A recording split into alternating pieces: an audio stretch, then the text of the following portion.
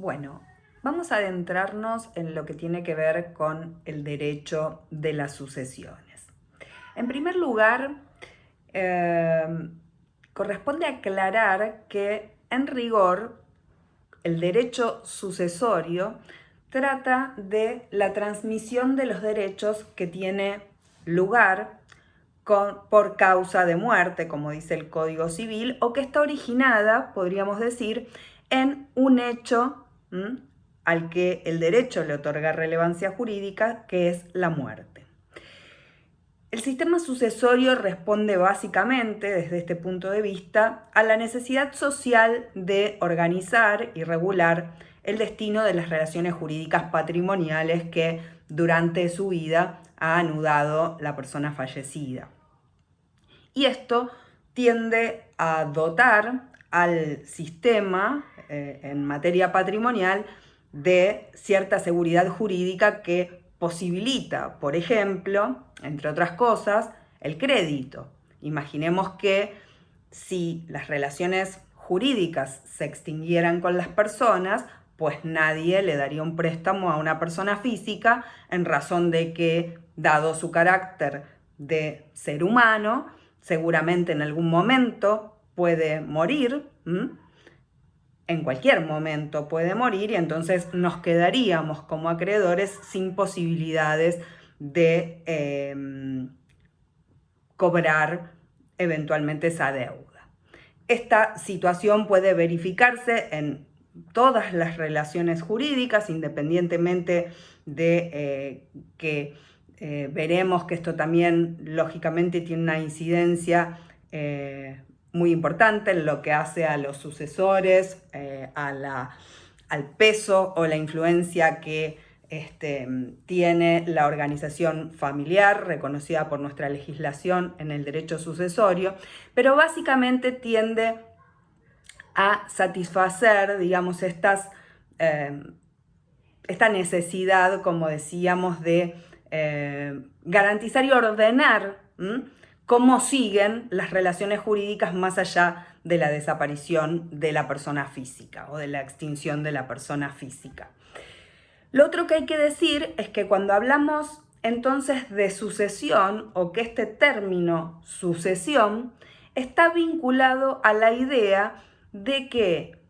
cuando las transmisiones ocurren por causa de muerte, la adquisición de los sucesores se apoya justamente en los derechos que tenía su titular. Y aquí cabe hablar de la definición general que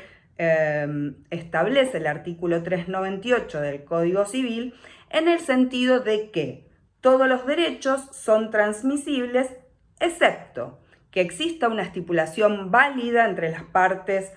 de un contrato, por ejemplo, que declaren que ese derecho es intransmisible, o que su intransmisibilidad resulte de una prohibición legal, o aun cuando no esté expresamente prohibida la transmisión, ese objeto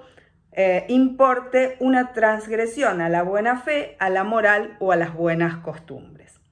Entonces, digamos que, como principio general, conforme este artículo 398, que aplica tanto a los actos entre vivos como a las transmisiones por causa de muerte, admite la transmisibilidad de todos los derechos de los que es titular una persona, con estas excepciones. Esto las diferencia, por así decirlo, de las adquisiciones originarias, que, como sabemos, son aquellas que no se apoyan en un derecho anterior, sino que resultan, digamos, de una relación directa de la persona con el objeto de los derechos, y por lo tanto esa adquisición se reputa originaria justamente porque no supone una transmisión de derechos del antiguo titular al nuevo titular, sino que en las condiciones legales ese derecho se adquiere ex novo. Trátese de la prescripción adquisitiva o usucapión, o en aquellos casos en que la ley otorga, por ejemplo, a la apropiación el sentido de la adquisición de un derecho. La diferencia en las dos situaciones es que cuando la adquisición se produce por vía de sucesión, es decir, los adquirentes, sea por actos entre vivos o sea por causa de muerte, adquieren un derecho de su antecesor, se aplica o resulta de aplicación el principio que establece el artículo 399 y que determina que el sucesor no puede o que no se puede reconocer en el sucesor un derecho mejor ni más extenso que el que recibió de su antecesor. ¿Por qué? Porque, insisto, sea que la transmisión haya tenido lugar por actos entre vivos o mortis causa, siempre el derecho se va a recibir en el estado o en las condiciones en las que lo tenía el antecesor. Y marco esta cuestión porque va a haber diferentes instituciones vinculadas al derecho hereditario en el cual esto va a suponer algunos tipos de soluciones específicas y van a determinar la situación de cada sucesor en relación a los bienes de la herencia o a la posición que va a tener en relación a los distintos derechos que la componen. Entonces, como dijimos, la sucesión, en rigor, es un modo de adquirir, diferenciado de las adquisiciones originarias. Y la sucesión supone, en cualquier caso, que el antiguo titular del derecho es sustituido por otro u otros en esa relación jurídica. La particularidad en la sucesión mortis causa y que hace que sea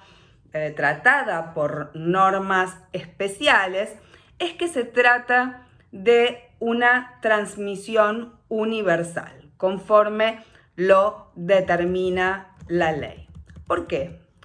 Porque al morir el sujeto, al extinguirse el titular de los derechos, su patrimonio, digamos, queda sin titular. Hay algunos derechos, generalmente o especialmente aquellos que son inherentes a la persona, que se extinguen por su titular. Parece tonto el ejemplo, pero bueno, o simple, pero yo no puedo transmitir el carácter de mamá de mi hijo. No son transmisibles, por supuesto, o no van a formar parte de esa transmisión aquellas obligaciones que tengo que son inherentes a mi persona. No puedo transmitir, por ejemplo, como principio general, mi contrato de trabajo, porque el espacio o el lugar de trabajador no es transmisible por vía sucesoria. No puede transmitirse, porque lo dice una disposición legal,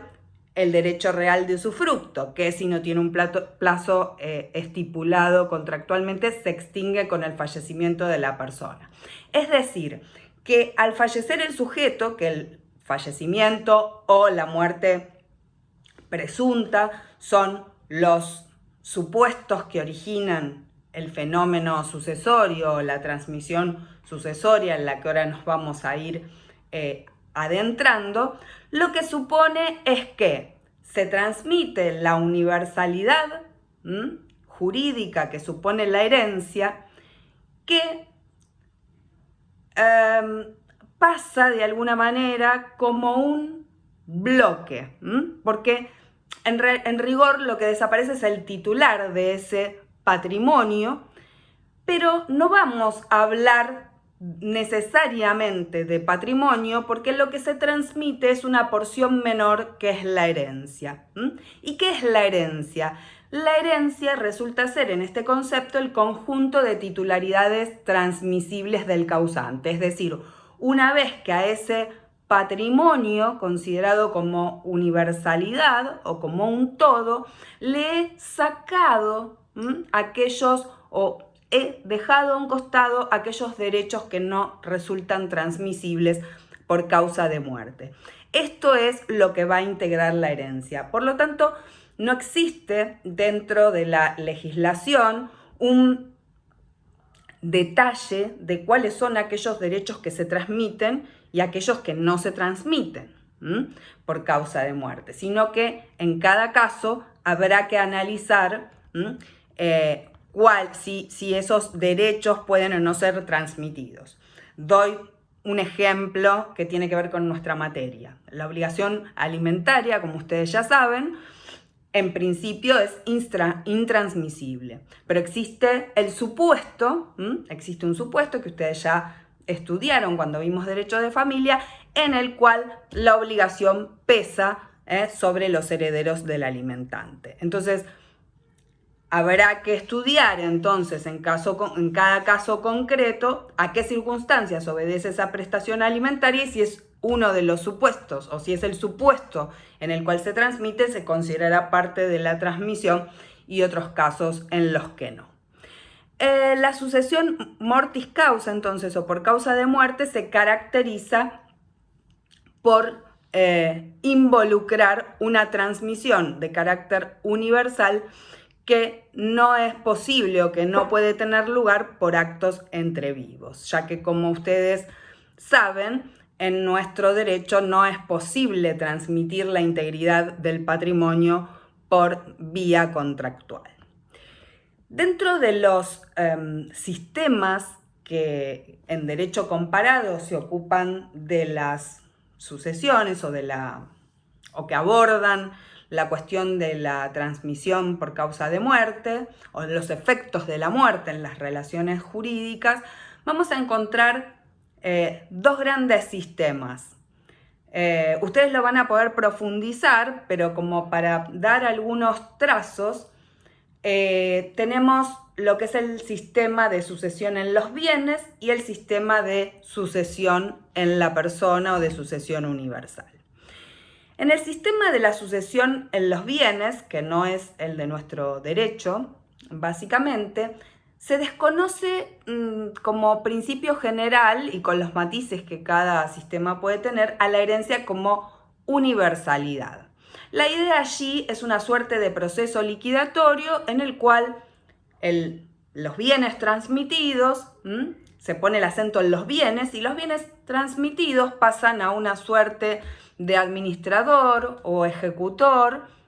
que se va a ocupar de liquidarlos. ¿Qué es liquidarlos? Bueno, pagar las deudas, que es uno de los principales objetos del proceso sucesorio en todas partes y en todos los sistemas, digamos, y entregar el remanente a los sucesores, que ahora enseguida vamos a ver quiénes son. En este sistema, digamos, lo que reciben estos sucesores es un activo líquido, por así decirlo, es decir, lo que queda una vez que se han cancelado las deudas. Por lo tanto, no hay una transmisión en el sentido universal. ¿Y qué implica la transmisión en el sentido universal, en el sentido del sistema de la sucesión universal o en la persona? Implica que el sucesor recibe a partir del fallecimiento tanto el activo, es decir, los derechos, como el pasivo, es decir, las deudas. Y todo eso es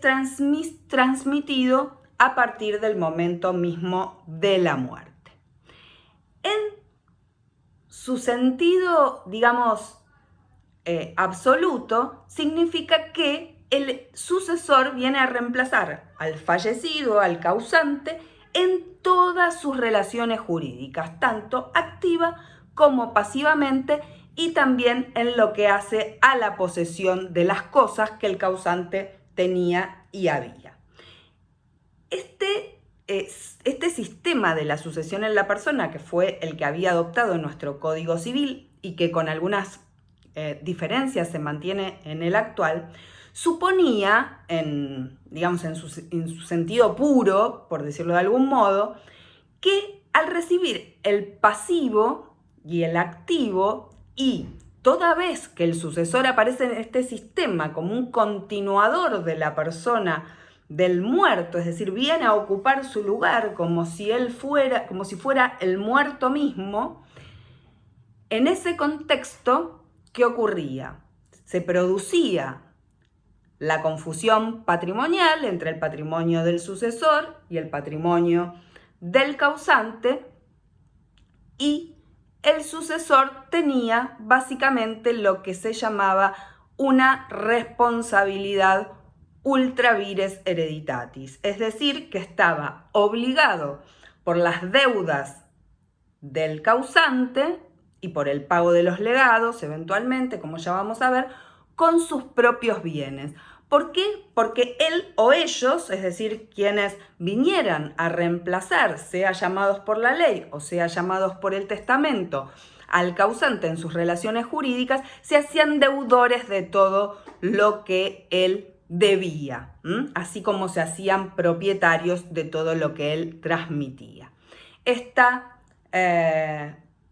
responsabilidad ilimitada o ultra vires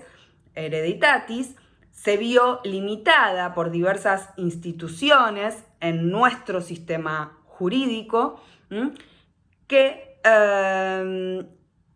funcionaron de distinta manera. En nuestro Código Civil originario se había previsto el sistema del beneficio de inventario, según el cual, cuando el sucesor quería sujetarse a ese beneficio, es decir, limitar su responsabilidad por las deudas a los bienes recibidos, tenía plazos muy breves para acogerlo y debía hacerlo expresamente, mientras que ciertos sucesores, que eran básicamente los menores y las personas incapaces, en aquel contexto, tenían este beneficio de pleno derecho. Esa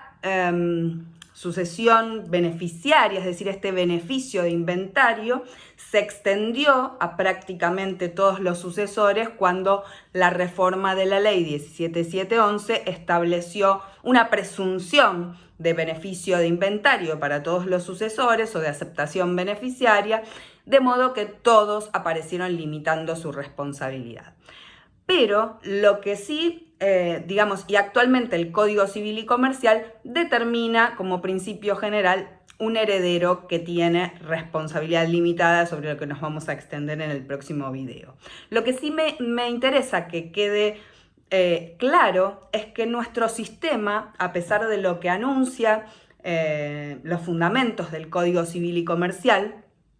continúa siendo un sistema de continuación, de sucesión en la persona, en el sentido de que si bien la responsabilidad por las deudas o por los legados por parte de los sucesores se encuentra limitada, se mantiene la ficción legal según la cual estas personas vienen a continuar la persona del causante y a tomar sus derechos en el estado en el que se encuentran, y por lo tanto, dice el código, va a decir el código, tienen todos los derechos que aquel tenía y todas las defensas que él tenía, y se lo va a reputar poseedor de todas las cosas que aquel poseía, aunque no las detente materialmente, y fundamentalmente va a seguir respondiendo por el pasivo sucesorio, aun cuando esa responsabilidad se encuentre limitada a la cuantía de los bienes que hubiera recibido o a su valor en caso de haber sido enajenados. De modo que podemos sostener que el sistema sigue siendo un sistema de sucesión en los bienes, aun cuando la responsabilidad del heredero aparece en principio limitada a los bienes recibidos o a su valor, sin perjuicio de que, como veremos más adelante, existen o subsisten algunos supuestos en que ciertas conductas del heredero pueden ser penadas con la pérdida de este beneficio de la responsabilidad limitada si realiza ciertos actos prohibidos por la ley.